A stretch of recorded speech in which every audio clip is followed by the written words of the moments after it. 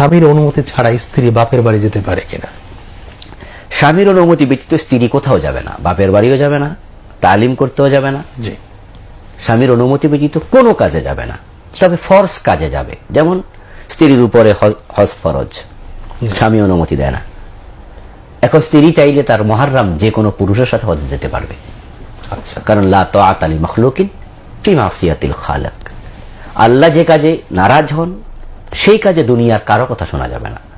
এই জাতীয় ফরজ কাজে নারী যেতে পারবে স্বামী যদি অনুমতি নাও দেয়, তবে বিনয়ের সাথে অনুমতি আদায়ের চেষ্টা করবে, বারবার বলবে।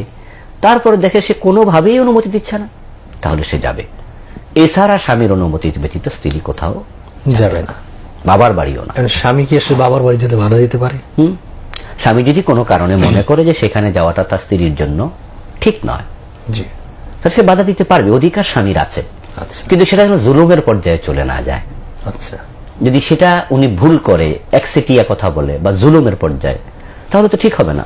জি, আর জুলমু জুলুমাতুন ইয়াউমাল কিয়ামা, প্রত্যেকটা জুলম কিয়ামতের দিন অন্ধকার হয়ে ধরা দেবে। এই জন্য স্ত্রী তো দাসী নয়, দাসীর মতো আচরণ কেন করা হবে? বাপের বাড়ি যেতে পারবে না কেন? জি, কোনো একটা এক্সকিউজ তো থাকা লাগবে। হ্যাঁ, স্বামী যদি বৈধ কোনো কারণে বলে, সঙ্গত কারণে বলে, শরিয়া সম্মত কোনো কারণ, অসঙ্গত কারণ হলে স্ত্রী তার কথা শুনবে। কিন্তু সঙ্গত কারণ না হলে বুঝাবে, বলবে, তারপর অবাধ্য হবে না, সে চলে যাবে না।